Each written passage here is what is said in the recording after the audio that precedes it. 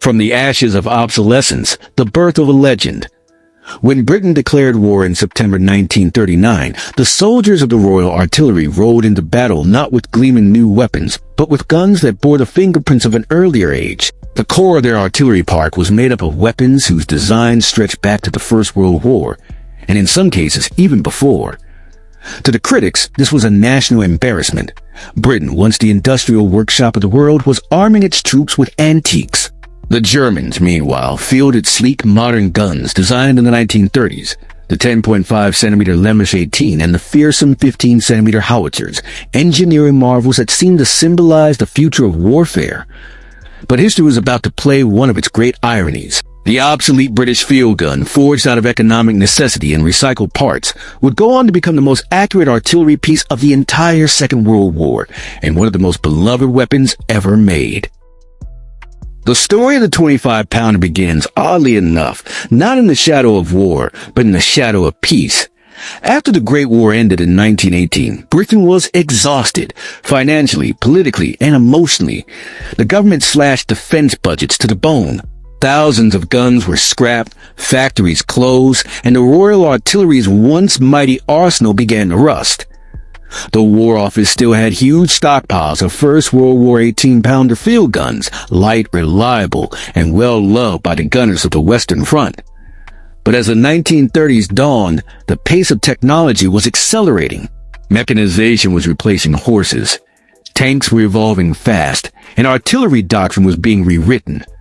The British Army needed a new field gun, one that could combine the flat trajectory of a gun with the high-angled fire of a howitzer. Yet the Treasury, locked in austerity, refused to fund a completely new weapon. The only path forward was improvisation. British engineers at Woolwich Arsenal faced an impossible challenge: create a modern artillery piece without the money for a modern artillery piece. Their solution was ingenious. They took the old 18-pounder barrels, veterans of the Somme and Passchendaele, and bored them out to a slightly larger caliber of 3.45 inches, allowing a 25-pound shell to be fired. The carriages were modified, the recoil systems improved, and the sighting mechanisms redesigned. It was, in effect, a Frankenstein's creation, a new gun built from the bones of an old one. But in that blend of necessity and innovation lay the secret to greatness. Because the 18-pounder had been refined over years of combat, its core design was remarkably stable and balanced. When coupled with modern ballistics and precision manufacturing, it produced a field gun of exceptional steadiness and control. The result was officially designated the Ordnance, QF 25-pounder, QF standing for quick firing. To the men who would soon serve it, the gun quickly became simply the 25. It could fire a 25-pound, 11.3 kilograms, shell up to 13,400 yards, over 12 kilometers, and it could do so with a consistency that astonished everyone who tested it.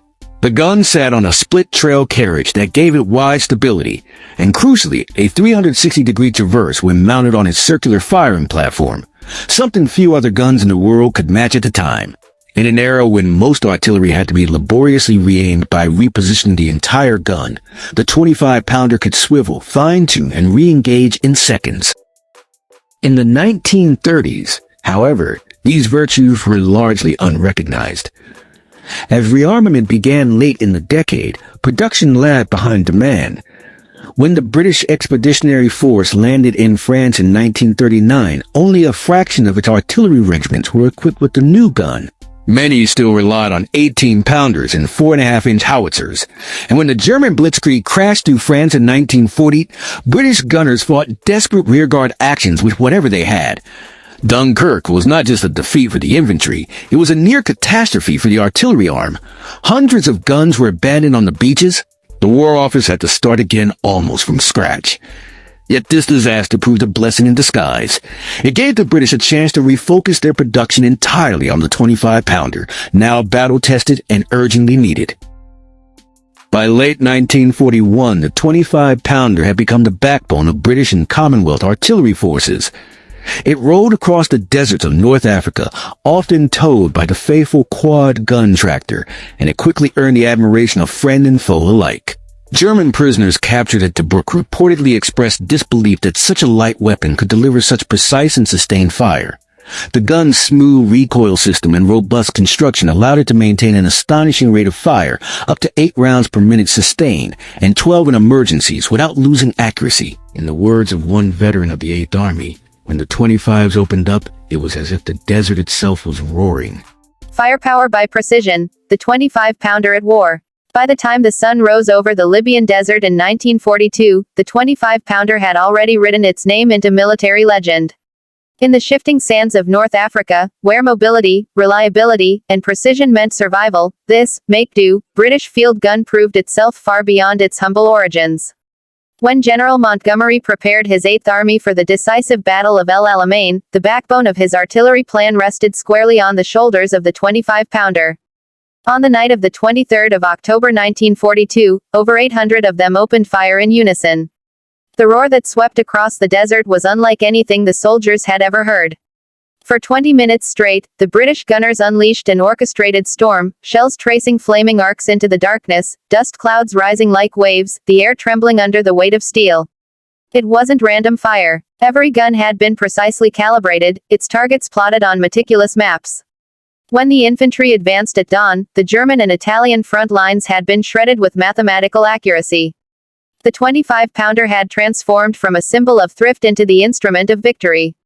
Its success lay in its design philosophy, accuracy over brute force.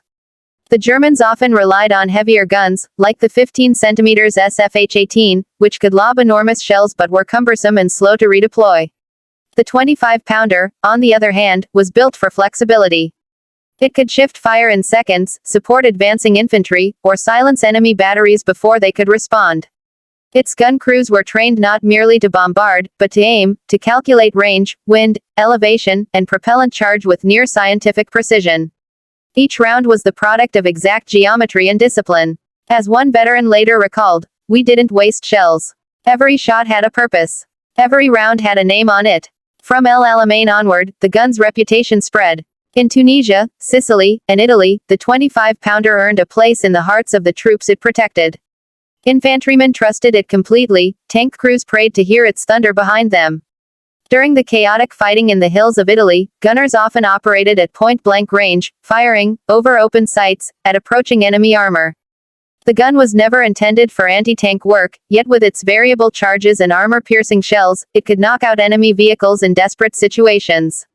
One report from the 45th Field Regiment described a 25-pounder battery halting a German counterattack by firing directly at advancing Panzer FAs, a suicidal act of courage that saved an entire brigade. Yet the gun's true power wasn't its raw fire, but its precision. Artillery accuracy is a combination of design, mathematics, and training, and in all three, the 25-pounder excelled. Its split-trail carriage provided unmatched stability during firing, reducing recoil-induced vibrations that often threw off aim.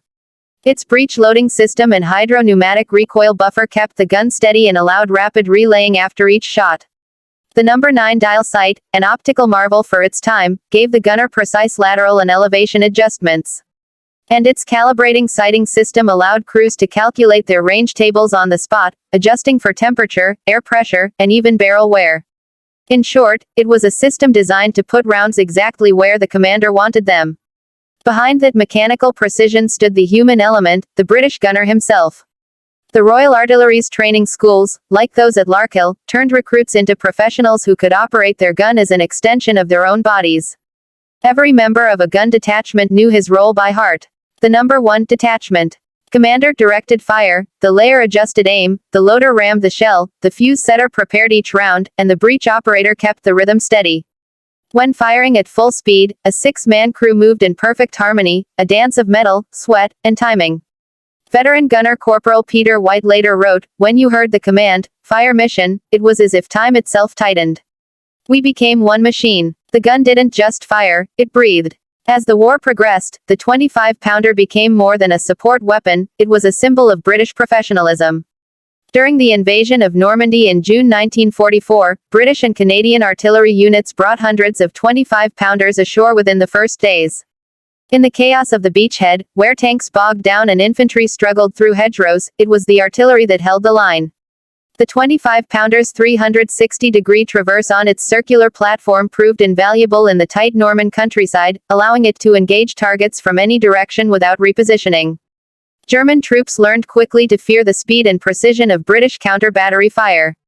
Within seconds of a German gun firing, Allied sound-ranging units triangulated its position, and the 25-pounders replied with devastating accuracy. One German officer captured near Caen admitted, "Your gunners fire as if they can see through the ground." This precision wasn't just tactical, it was psychological. Infantrymen in foxholes spoke of the 25-pounder's sound as a comforting thunder. It was dependable, almost paternal, the gun that would never let them down. In contrast, German and American artillery units often relied on heavier pieces that, while powerful, lacked the speed and finesse of the British system. Even American officers, renowned for their own efficient artillery networks, began to take notice. After observing 25-pounder operations in Normandy, U.S. artillery commanders admitted privately that the British gun was the most accurate field piece in any army. Its ability to switch targets rapidly, maintain a sustained rate of fire, and deliver first-round hits made it the envy of every artilleryman who saw it in action. The gun's versatility also made it a global weapon. In the Far East, where the jungle swallowed heavier artillery whole, the 25-pounder was light enough to be manhandled through mud and bamboo. In Burma, Australian and Indian units hauled it across riverbanks and up mountain tracks, sometimes dismantling it into sections to carry by mule. At Imphal and Kohima, it provided the steady, dependable fire that held back Japanese assaults against impossible odds. One British officer called it, "our guardian angel on wheels." But perhaps the clearest testament to the 25-pounder's reputation came from those who faced it. In after-action reports from the Afrika Korps, German gunners expressed frustration at the British artillery's uncanny accuracy. They noted that counter-battery fire arrived, within 1 minute of detection, a result of the British emphasis on observation and coordination. Spotters in aircraft, mobile command posts, and the superbly efficient command post computers of the Royal Artillery ensured that each battery acted as part of a single, flexible network. Unlike in many other armies, British guns did not fight alone, they fought as one vast, interlinked machine, all built around the steady heartbeat of the 25-pounder. By late 1944, as the Allies pushed through France and into Germany, the 25-pounder had earned an almost mythical reputation. From the dunes of El Alamein to the fields of Normandy, it had proven that accuracy, mobility, and discipline could overcome any technological disadvantage. Its gunners often joked that the Germans might have their big guns, but the British had the ones that actually hit what they aimed at. And when the Rhine was finally crossed in March 1945, under another massive artillery barrage, the 25-pounder once again led the thunder. Bridges, bunkers, and counterattacks crumbled before its measured fire. In the final days of the war, British gun crews were often ordered to hold their fire simply because their precision risked destroying targets too thoroughly to be studied later. It was the ultimate complement to a weapon born out of compromise, a gun that achieved perfection by accident and brilliance through necessity. Legacy of the 25-pounder, the gun that outlived its war. When the guns finally fell silent in 1945, Europe lay in ruins. Armies disbanded, tanks rusted in the mud, and the world turned its weary eyes toward rebuilding. Yet amid the rubble of a shattered continent, one weapon refused to fade away. The 25-pounder, forged from the leftovers of the Great War, emerged from the Second World War not as a relic, but as a masterpiece. It had earned the respect of generals and gunners alike, and in the years to come, it would continue to shape battlefields from the Korean hills to the jungles of Malaya. What began as an improvisation had become one of the most enduring designs in military history, a symbol of British engineering brilliance, resourcefulness, and quiet determination. In the immediate aftermath of the war, the British Army took stock of its arsenal. Many wartime weapons, though powerful, were too specialized or too costly to maintain. The 17-pounder anti-tank gun, for example, had been superb in its niche but impractical for general field use. The 25-pounder, however, was different. It had proven itself adaptable, simple to produce, and astonishingly reliable. It required little maintenance, could be towed by almost any vehicle, and its ammunition was cheap and plentiful. For an empire still recovering from the financial devastation of total war, it was a gift. The War Office decided not only to keep the 25-pounder in service, but to refine it further. Improved carriages, new fuses, and enhanced shell types were introduced throughout the late 1940s and early 1950s. Even as jet aircraft and nuclear weapons began to define the new age, the 25-pounder remained a vital part of Britain's global military presence. Its first major post-war test came in the Korean War 1950-1953. In the harsh mountains and freezing valleys of the Korean peninsula, Commonwealth forces once again relied on the old reliable 25. British, Canadian, Australian, and New Zealand gunners deployed their familiar guns to devastating effect. The conditions were brutal: snowdrifts, sub-zero temperatures, and mud that swallowed vehicles whole. Yet the 25-pounder performed with the same quiet excellence it always had. At the Battle of Kapiang, Australian gunners of the 3rd Royal Australian Regiment fired continuously for 3 days to hold off overwhelming Chinese assaults. Their accuracy was legendary. One U.S. officer described watching shells land so perfectly that it seemed the gunners could read the enemy's thoughts. The gun's combination of range, flexibility, and precision once again proved decisive, even in an era of radar and jet aircraft. From Korea, the gun traveled further still, to the jungles of Malaya during the emergency 1948-1960, where British and Commonwealth troops fought communist insurgents. The terrain was unforgiving, but the 25-pounder's lightweight design allowed it to be transported through dense forest, hauled by trucks, and even dismantled for airlift into remote areas. Its shells provided the kind of controlled, accurate firepower needed for counterinsurgency operations, devastating yet precise enough to avoid civilian harm. Gunners often fired air bursts above treetops, shredding enemy ambushes before they could strike. For the soldiers on the ground, the 25-pounder was more than a gun, it was security, a reassuring thunder that reminded them that no matter how deep the jungle, help was only a radio call away. By the 1960s, newer artillery systems began to appear. The British Army introduced the 105mm L-118 light gun, a modern replacement that owed much to its predecessor. Yet the 25-pounder refused to disappear. Across the Commonwealth, it remained in service for decades, in Canada, Australia, New Zealand, India, and throughout Africa and Asia. In many developing nations, the 25-pounder became the standard field gun, simple to operate and easy to maintain. Some armies continued to use it well into the 1980s, a remarkable lifespan for a design whose origins dated back before the First World War. Even in the 21st century, a handful of ceremonial units still fire the 25-pounder in salute, its sharp, authoritative crack echoing across parade grounds from London to Canberra. Its longest and most unexpected encore came during the Falklands War in 1982. Nearly 40 years after El Alamein, Argentine forces on the islands fielded, incredibly, British-made 25-pounders. They had been supplied to Argentina decades earlier as surplus equipment, yet they still formed the backbone of the Argentine artillery. During the fierce battles around Goose Green and Mount Longdon, these guns fired hundreds of shells against advancing British troops, the very army that had designed and perfected them. Ironically, British forces were now facing their own engineering legacy across the battlefield. And even though modern 105mm guns eventually replaced them during the campaign, the mere fact that the 25-pounder was still effective in a 1980s war spoke volumes about its timeless design. But beyond its service record, the 25-pounder's true legacy lies in what it represented. It was never the biggest, the loudest, or the most glamorous weapon of its time. It didn't win fame like the German 88 or the American Long Tom. Instead, it embodied the quiet virtues of British military engineering: precision, practicality, and professionalism. The 25-pounder was a gun built not by extravagance, but by necessity, and that necessity forced its designers to create something pure, efficient, and enduring. Every part of it had a purpose. Its split trail, its circular firing platform, its adjustable charges, its compact profile, all came together in perfect balance. The gun's accuracy was not a fluke, it was the inevitable result of good design and better discipline. Even in museums today, when visitors see a 25-pounder standing proudly with its weathered green paint and simple lines, they are often struck by how modern it still looks. Its proportions are clean, its mechanics clear. It is the very definition of functional beauty, form following purpose. Military historians often call it the best all-round field gun of the 20th century, and few would argue. The gun's influence can be traced directly to post-war artillery doctrine.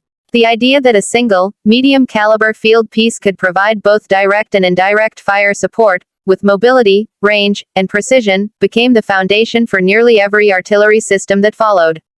From NATO's 105mm designs to the Soviet D-30 howitzer, echoes of the 25-pounder can be found everywhere. Perhaps most remarkable of all was how deeply the gun affected those who served it. Veterans of the Royal Artillery often speak of the 25-pounder not just as a weapon, but as a companion, something they trusted more than any other machine. In oral histories recorded at the Imperial War Museum, gunners recall the gun's distinctive rhythm, the metallic clack of the breech, the thud of recoil, the echo rolling across valleys. To them, the 25-pounder was alive. One veteran described it simply, "It was our friend. It never failed us." That emotional bond, forged in battle and sealed by precision, explains why so many former gunners still gather at reunions to honor their old gun. It wasn't just steel and oil, it was the instrument that carried them through war and home again. The last operational 25-pounders were finally retired from frontline service in the late 1980s, but their legend endures. Restored guns still fire at ceremonial salutes across Britain and the Commonwealth, their reports echoing like the heartbeat of history. In training grounds and historical displays, young soldiers still learn how it worked, how its engineers turned scarcity into superiority, and how its gunners turned mathematics into mastery. The story of the 25-pounder is not just the story of a weapon. It is the story of ingenuity born from constraint, of a nation that refused to be outmatched, and of men who proved that skill could outshoot technology. In the end, the 25-pounder stands as a paradox, a gun born from old parts that became the symbol of modern warfare. It was designed during an age of austerity, yet defined by excellence. It was called obsolete before its first battle, yet outlived almost every weapon of its generation. For 50 years, across continents and conflicts, it remained the quiet champion of accuracy, a reminder that sometimes, the most enduring victories come not from power, but from precision. And that, is the untold story of Britain's obsolete gun that wasn't obsolete at all, the 25-pounder field gun.